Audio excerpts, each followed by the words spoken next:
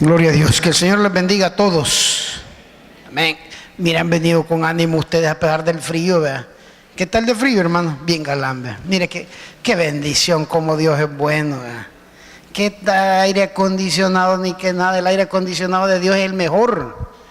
Porque me ha tocado dormir a mí a veces donde hay aire acondicionado y se siente raro uno ya como a la hora de estar en ese congelador, se siente raro.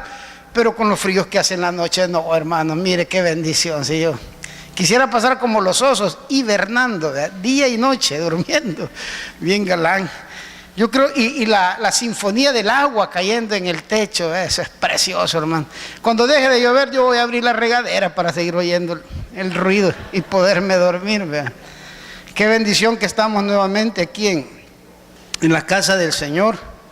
Siempre digo yo que las alabanzas pues nos hablan de Dios, ¿verdad? Nos motivan, nos hacen entrar en ese ambiente espiritual. Y yo escuchaba la letra de esta alabanza, pues de que el Señor sea la razón por la que existimos nosotros. Y es que si uno existe, o si uno vive, si la razón de existir es Dios, entonces hay una razón por qué existir. Si no, no. Esa es la tristeza de la vida en el mundo, que se vive sin razón alguna. Ahí algunos se convierten en adictos al trabajo para el dinero, ¿verdad? Miren, gente que está viejita. Yo conozco una viejita amiga de la familia, ya está viejita, fíjese, está allá en los Estados Unidos y ella sigue manejando desde allá sus negocios aquí, haciendo pisto. ¿Para qué? Si ya se va a morir. Y cuando veo yo al nieto que tiene, que es un tremendo cipote, digo, este es el que va a dar gusto. No, pero ¿por qué hace eso la gente? Porque no tiene razones para vivir. Por eso vive en fantasías como las telenovelas. Por eso el dinero se vuelve un dios. Por eso personas se vuelven un dios. Y les hablo de esto porque vamos a ver eso. Se llama, el tema de la meditación es cuidado con la idolatría. ¿Sabe usted que la idolatría es precisamente por eso? Para encontrarle razón a la vida. ¿Quieren ver algo? Eso es la idolatría, porque usted no necesita ídolos. Yo no necesito ídolos. Ídolos, no esté pensando solo en San Martín de Porres, ¿verdad? Bonito ese santo. A mí me gusta que por el color nos identificamos. Ahí andaba cuidando animalitos, cucarachitas, ratoncitos. Lo ponían a barrer también. No solo de esos santos, solo de esa idolatría, sino vienen artistas que nunca he oído yo. A veces... Y a veces paso por la feria y veo, pero la cantidad de gente ahí peleándose por entrar, comprándolas ya sacadas, ¿verdad? ¿Por qué? Porque esa música, ese artista les da una razón para vivir, la idolatría. Y vamos a ver ahí cosas que son hasta como bien delicadas, ¿verdad? Porque uno puede idolatrar a sus hijos, o la esposa puede idolatrar a su esposo, o viceversa, ¿verdad?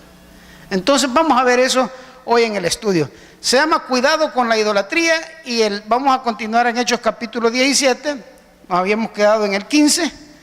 Vamos a orar porque son varios versículos y vamos a ir dejando que Dios nos enseñe en cada pasaje de la Biblia. Amén. Oremos, hermanos. Padre que estás en los cielos, Señor, te damos gracias por esta preciosa noche, por este santo lugar. Gracias por tu palabra, que es vida para nuestras vidas. Señor, en la bienaventuranza dice en tu palabra, bienaventurados los pobres de espíritu. Aquellos que siempre estamos necesitando alimentarnos, Señor, esos somos los pobres de espíritu. Y aquí nos declaramos ahorita nosotros pobres de espíritu. Padre, necesitamos de tu palabra, instrúyenos por medio de ella. Habla nuestras vidas.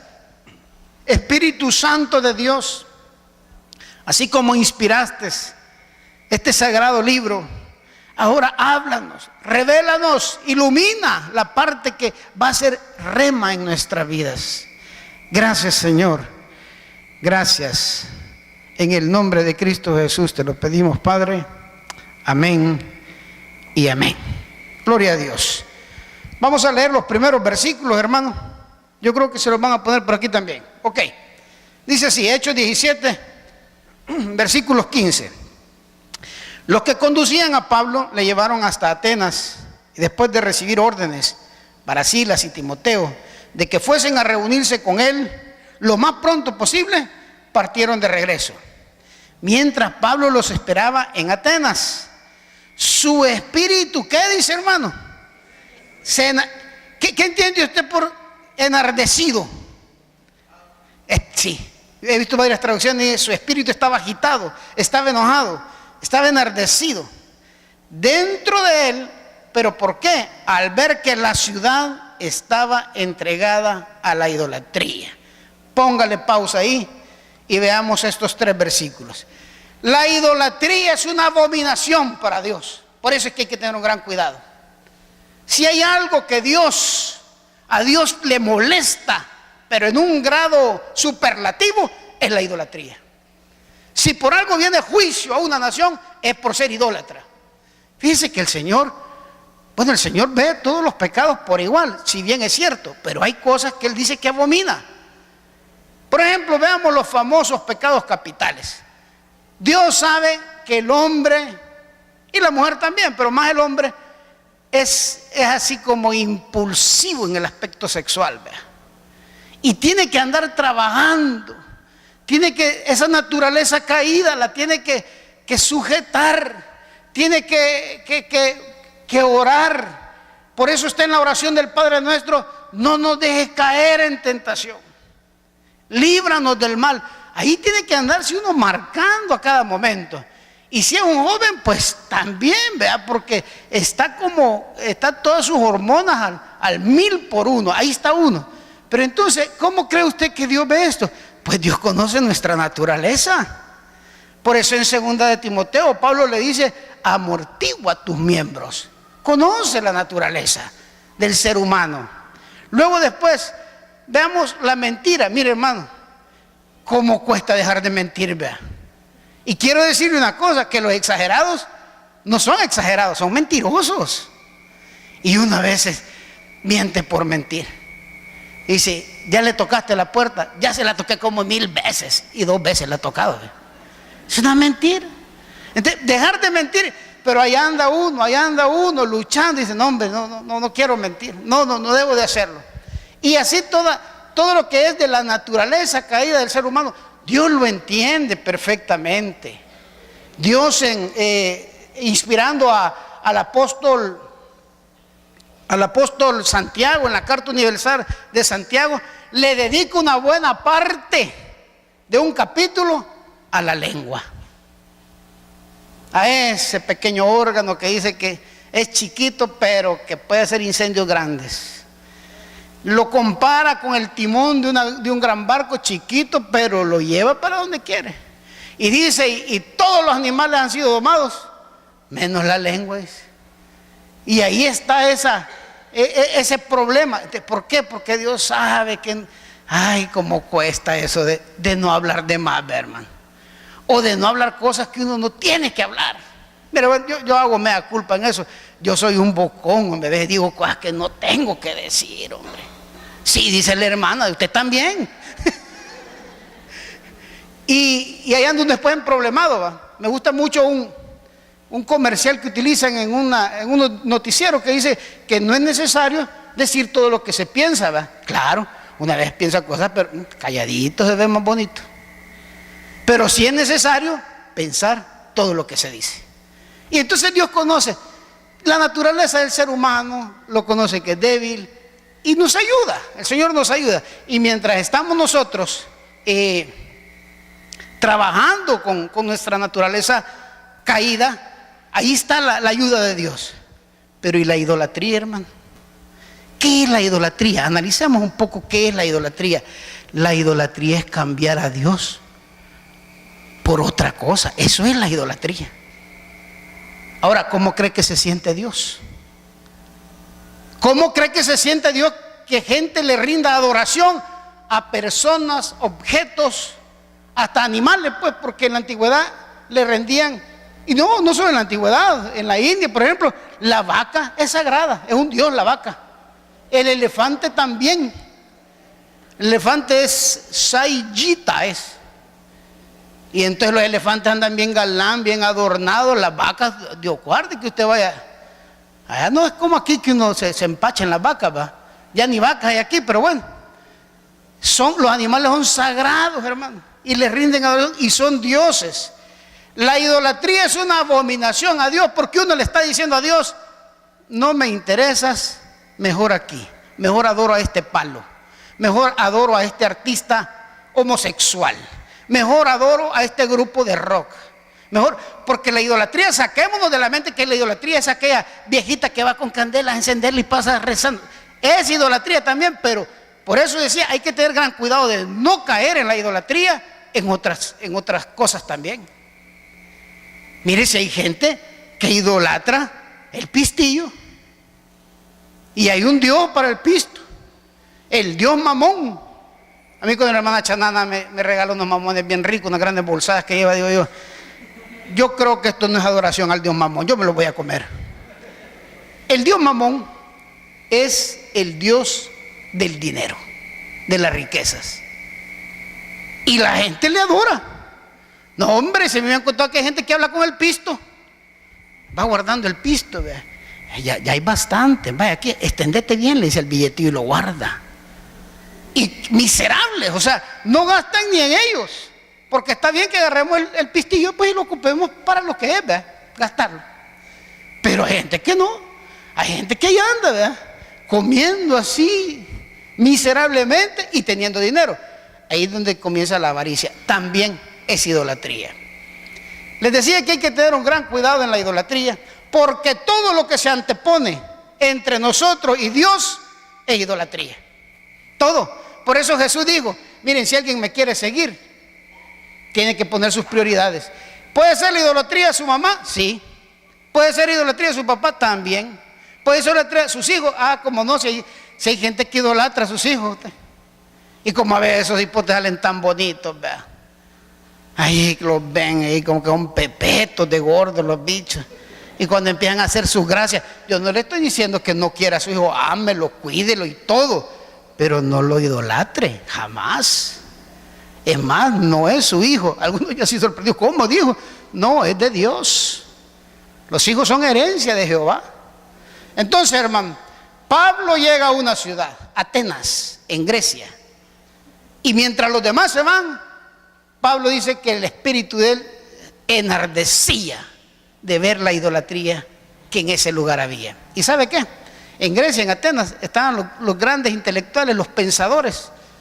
O sea que esto de la idolatría no es un pecado de brutos, como puede decir alguien, este es un tonto. No. La idolatría es el pecado favorito del diablo para desviar la adoración de los hijos de Dios. ¿Sabe qué anda buscando Dios? ¿Sabe qué tipo de adoradores busca Dios? En espíritu y en verdad. Eso quiere decir dispuestos a adorar a Dios, pero sin mentiras, porque este es otro punto que quiero tocar. Hermanos, si hay idolatría en la misma iglesia de Dios a veces. Hay gente que se idolatran ellos, ¿verdad? Hay gente que los sanadores, llévenle a fulano de tal, hacen campañas, y no, es que quiero que lo toque fulano de tal, porque él tiene una unción. Es el hombre, ya no es Dios. Cuidado con eso. Cuidado con aquellos que dicen: ¿dónde estuvieran todos ustedes si yo no hubiera aceptado a Cristo Jesús? Bueno, no sabía que Dios necesita de un vil pecador para salvar a sus hijos, que ya los tenía él escogidos, por cierto. Entonces, hermano, la idolatría puede estar, y lo digo con mucho respeto, porque lo he visto yo, no aquí, en otro lado, en otra iglesia. En los ministerios de alabanza se puede dar la idolatría.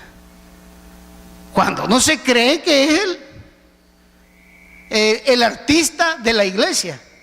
Hermanos, si la alabanza es para Dios solamente, y para Dios lo mejor, claro que sí, para Dios lo mejor, no es que hay que se vaya, no, lo mejor, pero que eso nunca nos pierda de vista el hecho de a quién estamos adorando. Predicadores, hermanos, hay predicadores que se empiezan a idolatrar ellos mismos, y entonces empiezan a creer que es su habilidad, su carisma. Por eso es que, hermano, es necesario que nos veamos al espejo más seguido y nos veamos con todos los defectos que estamos y digamos: bendito Dios que así como soy, Dios todavía me ama. Cuesta mucho. Si en realidad el cristiano debe estar agradecido con Dios, hermano. No, hay muchos que debemos de estar agradecidos con Dios que conseguimos una esposa, ¿ves? Sí, pues sí, esto es casi que un milagro. Entonces, nunca nos creamos más. La idolatría es, pues, poner a un lado a Dios y empezar a poner a otra gente. Pero ¿de dónde nace la idolatría en el corazón de las personas? Es en la falta de fe. Eso es todo. ¿Y por qué falta la fe en una persona? Es por la relación que tiene con Dios. El pueblo de Israel es un clásico de idolatría. Lo sacan de la esclavitud en Egipto, donde los trataban, bueno, eran esclavos, pues ellos, ahí después diciendo: ¿dónde están las cebollas, los tomates? No, la cebolla y las sandías y la carne que comíamos. Si ellos no comían eso, hombre. Pero hubo una comunidad mixta. ¿Qué hicieron? Nomás se separó el hombre de Dios, el que tenía la relación directa con Dios, Moisés. ¿Qué hicieron? Rápido convencieron al hermano de Moisés, Aarón. Y dijeron: vaya, aquí están, ¿ves? Todas las cadenas, todos los aritos que nos bombeamos de allá de Egipto, aquí están. Hagamos un becerro de oro, un toro, pues, un toro de oro, y adorémosle. Y Dios hablando con Moisés allá, dándole los mandamientos. Pero ¿qué sucedía? ¿Qué le decía el pueblo de Israel a Moisés cuando tronaba ese monte, el monte Sinaí, y sabían que Dios quería decir algo? Anda vos, Moisés, vos sos el que te entendés con Dios. ¿Por qué Moisés nunca se vio tentado a la idolatría? Porque ahí tenía una relación estrecha con Dios. Y mire, usted necesita algún ídolo, hermano, para comunicarse con nuestro Padre Celestial. ¿Qué vamos a andar necesitando nosotros? Nada. Para eso tenemos al Espíritu Santo, que vive en nosotros, que vibra en nosotros, que lo sentimos. ¿Cómo nos puede convencer a alguien de que estamos equivocados si nosotros en nuestro interior sentimos eso? El celo que tiene Pablo aquí, enardecía, dice, por la idolatría, es el celo que debe tener todo cristiano. Todo cristiano. Si no siente ese celo por la idolatría, pues anda mal. Si él dice: bueno, cada quien, ¿verdad? Cada quien, hay que ver a él como... No es así. Pablo estaba en ese lugar y se sintió enardecido. Solo le quería hacer un comentario de Moisés. ¿Sabe usted que el cuerpo de Moisés dice que se lo estaban peleando y que solo Dios sabe dónde está? ¿Por qué cree que Dios hizo eso? Porque el pueblo que Moisés había andado dirigiendo era un pueblo idólatra. Ya Moisés muerto, la tumba de Moisés se hubiera vuelto ya un ídolo. Aquí está el cuerpo de Moisés, vengamos, adorémosle, venerémosle. No. Entonces, cuando nuestra relación con Dios no necesita de ayudas, oiga bien esto, no necesita de ayuda, porque es una relación vertical, Dios y nosotros, porque el Espíritu Santo vive dentro de nosotros, porque no estamos convencidos. Nosotros no estamos convencidos, hemos nacido de nuevo como hijos de Él. Entonces no necesitamos ayuda. Entonces no nos vamos a mover en ningún momento a adorar ningún otro ídolo. Veamos el 17. ¿Qué hacía Pablo? Por lo tanto, dice, Pablo discutía en la sinagoga con los judíos. ¿Y con quiénes más? Los piadosos. Y todos los días en la plaza mayor con los que concurrían ahí. Y algunos de los filósofos, epicúreos y estoicos disputaban con él. Unos decían: ¿qué querrá decir este palabrero? Mire, desde ya tiempo venía esa maña, ¿va? Otros decían: parece ser predicador de divinidades extranjeras, pues les anunciaba las buenas nuevas de Jesús y la resurrección. Pablo se dirigió a los judíos que siempre han tenido ese cuidado de no caer en la idolatría, y a los piadosos, a las personas que querían aprender. Hace poco me invitaron a a predicar aquí en el culto de mujeres y yo les explicaba lo que es una mujer piadosa. Piedad se traduce temor reverente a Dios, que es la adoración. Entonces una persona cuando tiene un temor reverente a Dios y eso se convierte en adoración, ese es un piadoso. Entonces estas personas que tenían ese temor reverente, que querían adorar a Dios de la forma correcta, escuchaban a Pablo, y los judíos también. Los judíos sabían quién era Pablo, conocían su vida anterior, y pues les llamaba la atención este gran cambio, este giro de 90 grados que Pablo había tenido. Ya no era el perseguidor de los cristianos, ahora era un cristiano más, un hijo de Dios.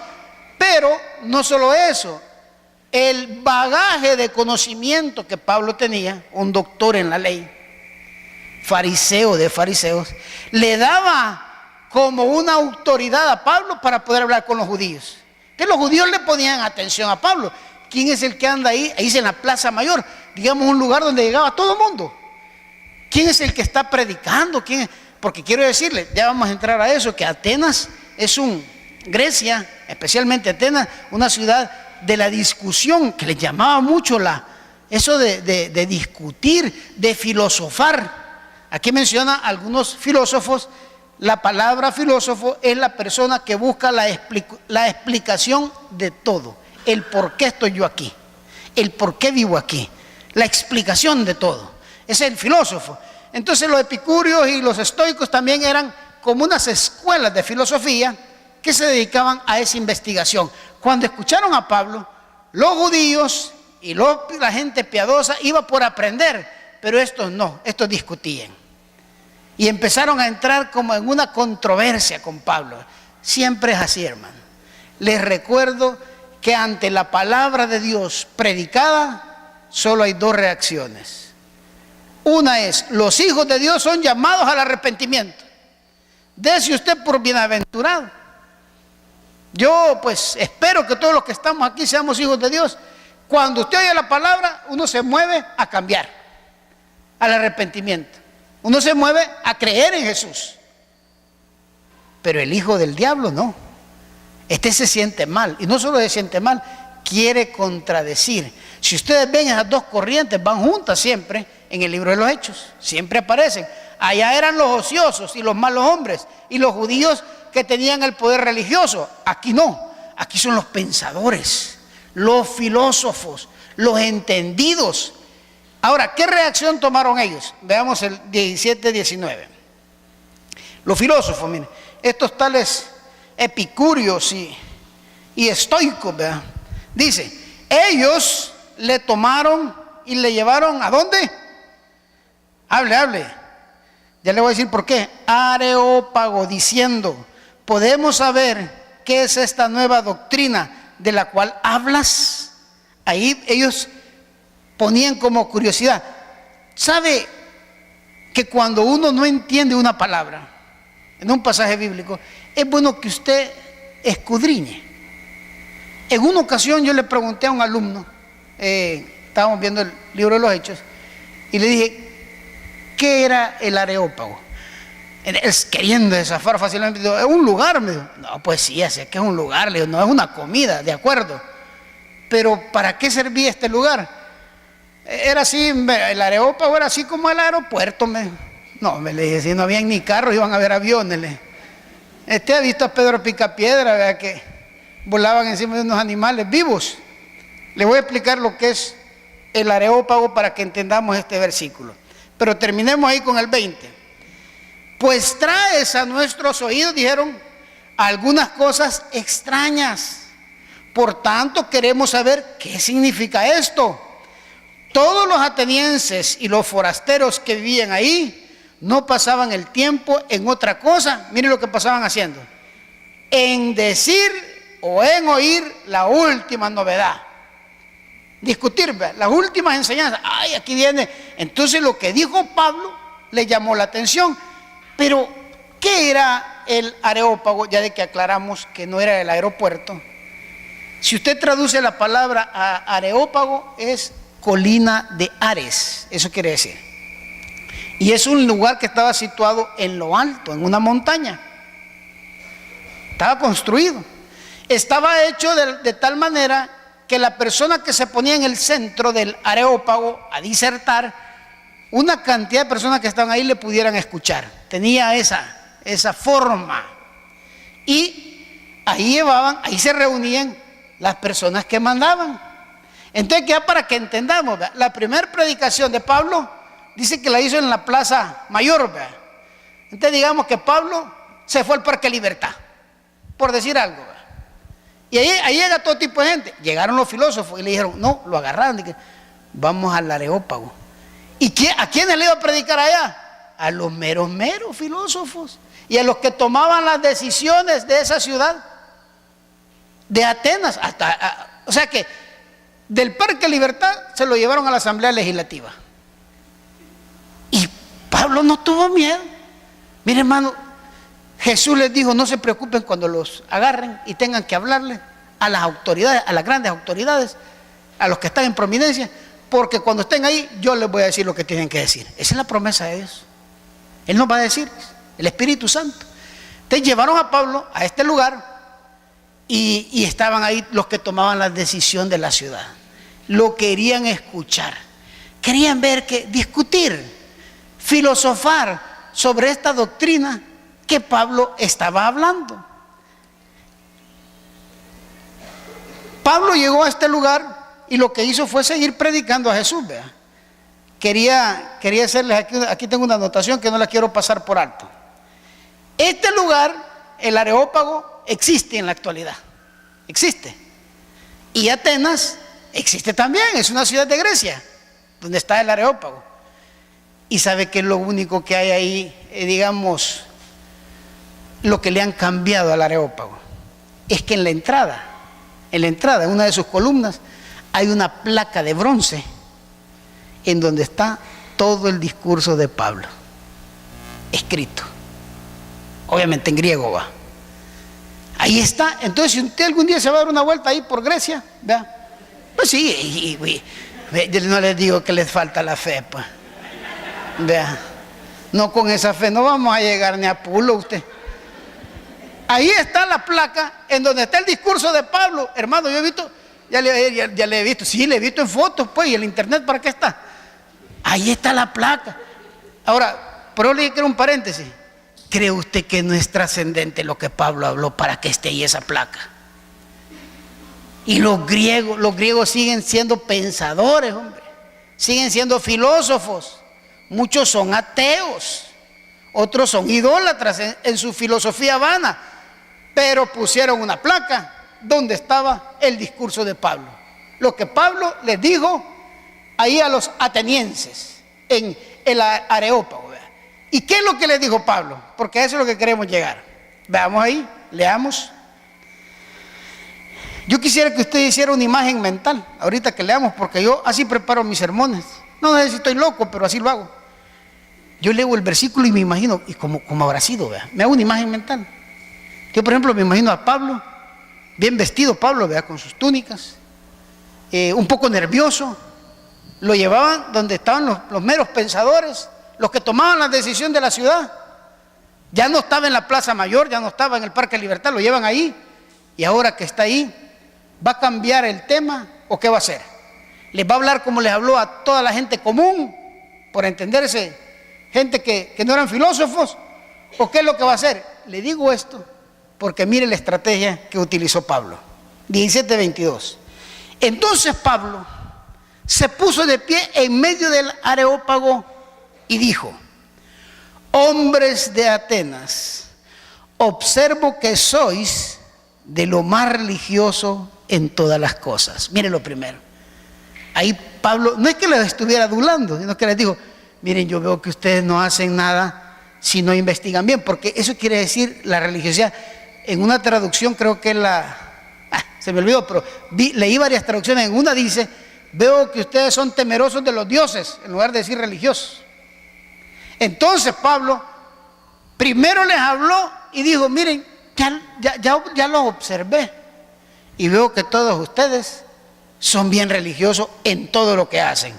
Y aquí empieza Pablo a preparar la información que les iba a dar en este discurso.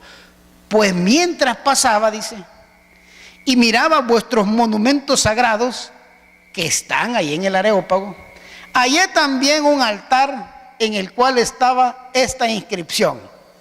Mire lo que decía en ese altar: al Dios no conocido. Y aquel pues que vosotros honráis sin conocerle, ¿qué les dijo? De este les voy a hablar. Cosa seria el Pablo, ¿verdad? Fíjense cómo se agarró de algo ahí. Cuando él llegó al Areópago, pues ahí le dieron un pequeño tour y andaba viendo.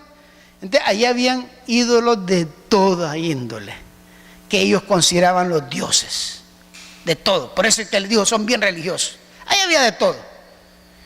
Y Pablo encuentra uno que no tenía muñecos, sino que una placa. Y en la placa decía: al Dios no conocido. O sea que ellos tienen politeísta, creo que es la palabra. Tenían tantos dioses que no querían dejar de adorar ni al que no conocían. ¿Qué gente? No, son cosas serias. Al Dios no conocido. No era por si acaso, ¿verdad? No era como aquella historia de las dos tortilleras, que hay un pleitista en las tortilleras. Yo no sé, yo no creo, ¿verdad? Pero me han contado esa historia. ¿Quién que estaba una señora echando tortillas y volteaba a ver a la otra y las dos se volteaban a ver al mismo tiempo, ¿verdad? Y entonces se quedaba viendo una a la otra y la gente esperando y se quedaban viendo. Y la otra hablaba y ella hablaba, ¿verdad? Y entonces dejó de hacer tortillas y le dijo: por sí o por si no, vieja, y le echó la gran insultada. O sea, por si estaba hablando de ella o por si no, ella le iba a echar el insulto, ¿verdad? Entonces los atenienses dijeron: por si hay un Dios que no conocemos, hagámosle su plaquita y adorémosle también. ¿Y qué hizo Pablo? Mire, cualquier persona que no hubiera sido, ¿se acuerda que hablamos que para predicar el evangelio había que ser astutos, sagaces, como la serpiente? Pues mire, Pablo ahí se echó las de la serpiente, ¿verdad? Rapidito agarró y dijo: de este les quiero predicar, del Dios que no conocen. Y no estaba mintiendo, porque les iba a predicar de Jesús y ellos no conocían a Jesús. ¿Qué hizo Pablo al hablarles así? Despertar el interés. Pablo bien hubiera podido llegar y cuando vio esa placa les hubiera dicho: miren ustedes, atenienses, ustedes sí que están en la calle, son unos idólatras. Ustedes tienen bien ganado el infierno. Ustedes se la llevan de filósofos, pero son tontos. Imagínense que hasta adoran a un Dios que no conocen. No, ustedes están tontos en realidad. Hubiera podido decirles eso, pero no. Les dijo: yo vengo a hablar de del Dios que no conocen. Y le sigue diciendo Pablo en el 17:24. Él explica ahora quién es ese Dios del que él les va a hablar. Y le dice: cuando ya había abierto esa puerta de la curiosidad, cuando había llamado la atención de ellos, les dice: este es el Dios, nada más y nada menos, mire, que hizo el mundo y todas las cosas que hay en él. Primero les vengo a hablar aquí del verdadero Dios. No de la Diana cazadora, no de tonteras, no. Vengo a hablarles del Dios que hizo todo el mundo. Eso era para que ellos prestaran más atención todavía. ¿Y quién es ese Dios? ¿Y quién es ese Dios que hizo todo el mundo? Y dice: y todas las cosas que hay en él. Y cómo es Señor, o sea, el que manda del cielo, de la tierra. Y mire este bombazo que les deja ir: y no habita en templos hechos de manos. Ya que le hablen a un idólatra de un Dios así, es para que ponga atención. No, es que yo te voy a hablar, pero del Dios, el Todopoderoso, el que hizo los cielos y la tierra, el Señor de arriba y Señor de aquí abajo también. Y te quiero contar algo: no habita en templos hechos por hombres. No está allí, no es un lugar exclusivo. Y sigue diciendo en el 25: ni es servido por manos humanas, como que si necesitase algo, porque Él es quien da a todos vida y aliento a todas las cosas. ¿Necesita Dios de nosotros? Pregunto yo. No necesita para nada. Me acuerdo de unos jóvenes que dijeron ahí del programa QHJ: habría que preguntarse, ¿qué has hecho tú por Jesús? Le dijo. Yo paré el oído cuando oí eso en la radio. ¿Qué puede hacer usted por Dios, hermano? Nada. ¿Qué puede puede ser. Aquí dice, y no necesita, los otros diosesitos necesitan que los anden cargando, que les hagan vestidos, bueno, hay unos que hasta necesitan que le laven la ropa fin de Semana Santa. Pero Dios no necesita de nosotros, nosotros necesitamos de Dios. Así es la cosa. Y mire, sigue diciendo en el 25, ni he servido por manos humanas como si necesitase algo, porque Él es quien da a todos la vida y todas las cosas. De uno solo ha hecho toda la raza de los hombres para que habiten sobre la faz de la tierra, y ha determinado de antemano el orden de los tiempos y los límites de su habitación. Les digo, de uno solo, que era Adán, hizo todas las razas. De ese Dios les vengo a hablar, del que no necesita de manos humanas, del que no necesita humanos, no necesita que lo vistan, no necesita que lo pinten, no necesita nada. Nosotros necesitamos de Él. Entonces, cuando estos hombres escucharon esto, mire lo que pasó en el 27. ¿Para qué les estaba diciendo eso? Aquí viene el para qué. Para que busquen a Dios, y si de alguna manera aún a tientas y palpasen y le hallasen, aunque a la verdad Él no está lejos de ninguno de nosotros. ¿Sabe qué les dijo Pablo? Miren, saben tanto ustedes que cuando busquen a Dios, tal vez si salen así tocando lo van a hallar, aunque palpasen. Tal vez a tientas lo van a hallar, aunque les quiero decir que Dios siempre ha estado cerca de ustedes. Yo estoy viendo el reloj a cada rato, ¿sí? Porque quiero dejar unos minutos. Le quiero explicar a la gente que viene y que no ha rendido su vida a Cristo Jesús, que piensa que es algo que ella puede manejar. Esto no es así, hermano. Si no lo voy a pensar bien. Sí, y Dios le ha estado hablando por diferentes cosas. Dios le ha estado hablando. No es que Dios, hermano, no es que Dios necesite de nosotros. Nosotros necesitamos de Dios en su gran amor. Lo que Dios quiere es que pueda usted abreviar la vida que estamos viviendo sin Él. Imagínense que hubieran llegado allá donde estaba el hijo pródigo y le hubieran dicho: mira, dile a tu papá que cuando te decidas que llegues, que Él te va a recibir. No, aquí estoy bien con estos tunquitos, ya hasta nombre les puse. Aguanto hambre, cierto, pero me cae bien porque ya estaba muy gordo. Y mira, es que no te da asco ahí, que estás en el cieno, dice la Biblia. ¿Usted ve lo que es el cieno, verdad? Es un lodo, pues, pero no crea que es un lodo que se hacía de que preparémosles el cieno a los cerditos, ¿verdad? Ajá, tráete unas 3 carretillas de tierra blanca y 2 de negra. O con cemento, como que iban a hacer los docletos, ¿va? Tráiganlas. Alcanzame la manguera que le vamos a echar agua, porque agua cristal no hay, ¿va? No, pues echemos el agua del chorro. Y ya preparaban el lodo. No, hermano. El lodo es, perdón, el pipí de los tuncos. Y lo otro también. Y ellos lo baten con la tierra. Y no solo lo baten, se devanan también, como que son empanadas, se ponen ahí a darse vuelta. Y ahí estaba el hijo pródigo. Ahí estaba. Y perdóneme, bueno, no le tengo que pedir perdón porque así son las cosas.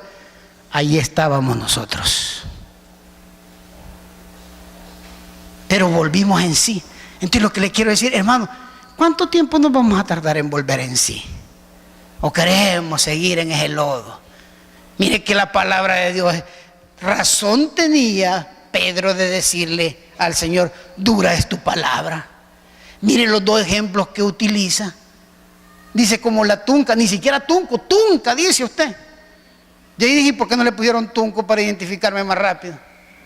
Como la cerda, como la tunca, bañadita. Prefiere irse a enlodar también, y de ahí lo compara con el perro, hermano. No, hombre, si yo cuando me acuerdo de eso digo, no quiero reencarnar en perro. Se come su vómito. ¿Sabe cuál es la acción de vomitar, hermano? ¿Por qué vomita alguien? Es porque lo que ha comido le hace daño, por eso es. Entonces es volverse a comer lo que te ha hecho daño, lo que me ha hecho daño. Que dura la palabra. Entonces aquí Pablo les está diciendo, miren, tal vez tocando, buscándolo, lo encuentren, aunque les quiero decir que no está lejos, dice. Y vamos al siguiente, 28. ¿Por qué? ¿Por qué no está lejos? Porque en Él vivimos, nos movemos y somos, como también han dicho algunos de vuestros poetas, porque también somos linaje de Él. Siendo pues linaje de Dios, no debemos pensar que la divinidad sea semejante al oro, o a la plata, o a la piedra, a la escultura de arte e imaginación de hombres. Por eso, aunque antes Dios pasó por alto, ojo con esto, antes Dios pasó por alto los tiempos de ignorancia, en este tiempo manda a quienes, todos los hombres y mujeres también, y en todos los lugares, que se arrepientan. Mala noticia para el que no ha rendido su vida a Cristo Jesús y esté escuchando esta noche esta palabra. Antes Dios se lo perdonaba por su ignorancia. Por eso dice en la palabra de Dios, mejor les hubiese sido no haberme conocido, le digo, que ya conociéndome hacer caso omiso de eso. Entonces esta noche usted está recibiendo una palabra directa de Dios que le dice, arrepiéntase. Antes se lo podía perdonar. ¿Por qué? Por su ignorancia. Pero ya no son ignorantes. Hoy les han hablado claro. Hoy les han dicho claramente. Y ya para terminar leamos el 31. Y dice, por cuanto ha establecido, mire hermano, por cuanto ha establecido un día en el que ha de juzgar al mundo con justicia por medio del hombre a quien ha designado. ¿Y quién es este? Pues Jesús, dando fe de ello a todos al resucitarle de entre los muertos. ¿Ok? Esta noche Dios nos dice claramente, antes se los perdoné por ignorancia. Así que, hermanito, si usted anduvo cargando ahí en el santo entierro, ¿verdad?, quemándole el pelo a las hipotas, eso iban a ser unos amigos míos con unas candelitas metidas en un vasito y andaban quemándole el pelo a las hipotas. Si usted pagó por ser cargador, despreocúpese. Dios sabía que usted estaba en ignorancia. Pero ahora dice, ya no. Ahora ya no. Y dice, porque hay un día en que voy a juzgar todas esas cosas. Quiero recordarle, o más bien dicho, quiero terminar con la idea que comencé. Si hay algo que Dios abomina, es la idolatría. Y la idolatría es hacer caso omiso de Dios y dedicarse a cualquier otra cosa. Cualquier otra cosa va a ser su ídolo. Su trabajo, su misma persona puede ser, otra persona, un cantante, cualquier cosa. Usted ha desechado a Dios y va a tomar otra persona y se convertirá en un idólatra. Antes eso, también para los que iban a los conciertos, ¿verdad?, a gritar ahí con el cantante de moda, ¿verdad? Hay muchachas que hasta se desmayaban viendo a los peludos. Antes eran peludos, ya hoy son pelones. Ese, ¿cómo que llama? Bulldog, ¿cómo que llama uno? Bueno, yo ni sé, a mí me cuentan. Un tal Maluma, ¿cómo que llama? De esos locos. Si usted antes iba ahí a esos conciertos y gritaba y lo idolatraba, pierda cuidado, eso fue antes. Dios dice, eras ignorante. Pero por cuanto ahora hemos recibido la palabra, hermano, Dios no va a pasar por alto esa ofensa, eso que es abominación. Así que vamos a orar y quiero decirles a todos que la parte final de cada predicación es quizás la más importante, fíjense, porque es donde uno puede venir, orar, platicar con Dios, pedirle perdón o rendir su vida a Cristo Jesús cuando aún no lo ha hecho. Y algunos piensan que la oración, y lo digo pues sin ánimo de ofender a nadie, pero algunos piensan que la oración es el momento para ir al baño, para ir a sacar su pedido de pupusas, para ir a cualquier otra cosa, para estirarse. Este es el momento más importante. Y este es el momento de que aquel que no ha rendido su vida a Cristo Jesús, o los que ya habiendo rendido nuestra vida, seguimos idolatrando personas, lugares o cosas, le pidamos perdón a Dios. Así es que inclinemos nuestro rostro y vamos a orar. Padre, te damos gracias por esta palabra.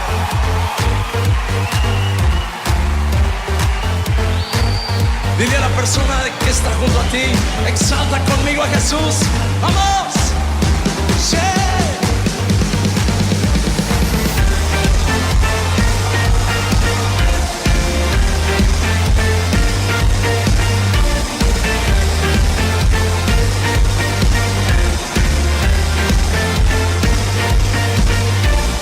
Yo quiero ver tu luz brillando en mí, a través de mi ser, un altar que todos puedan ver, que todos oigan que tú eres